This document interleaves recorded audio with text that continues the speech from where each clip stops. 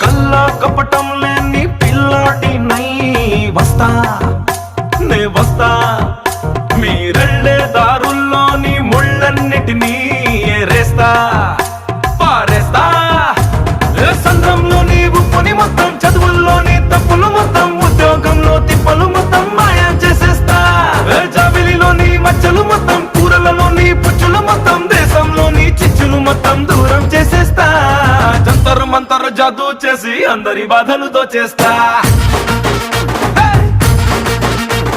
చిందర వందర చిందులు వేసి గందరగోళం చేసేస్తా